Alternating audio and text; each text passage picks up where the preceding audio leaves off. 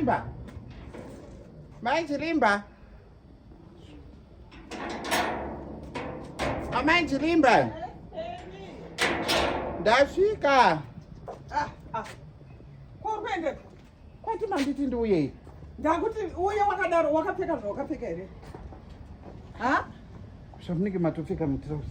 Aiwa zvinei mai mafumo. Iwe haisi nguva yese kaendinongo kuti uya kune wongo uye wakapfeka uniform yekuchechi. Amai Chirimba. Muri right here. Ndiri right kuita sei? Mandifonera mukanditi svika kuno kuizvozvo.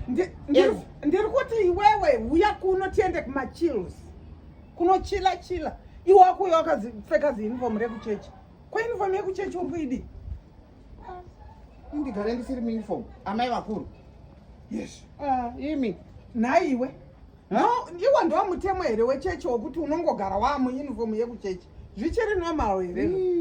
Kana makatondisarudza kundisa pachigaro. Ndo zvinoreva umai. Ndo umai hwacho. Zvinondoonekwa shuwa amai ndakadai. Monditi handi kumachira. Saka iwe uri kufunga kuti inini ndiri kupenga here. Enda unochinja tiende kumachills. Kurumidza. Uri kuda here kana kuti hausi kuda? Ayo, kumachiu tunoenda zvedu. Asi hamukandi auenda neuniform, enda unopfeka mabottom, enda unopfeka chikabanga chako chinosvika handiti wanzo. Wonyatsopfeka so, toda kuenda tichionererwa kumachills. Nhasi. Zvinoti kazosangana nevanhu vemuchechi vanotodi.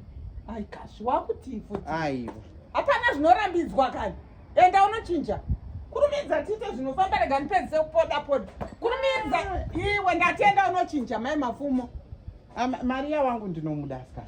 Ndati chienda unochinja tiende kumachills neuniform yekwamai Maria. Ko ndikabvisa bhachi chete. Ndati chienda unochinja hembe. Upfeke short trousers.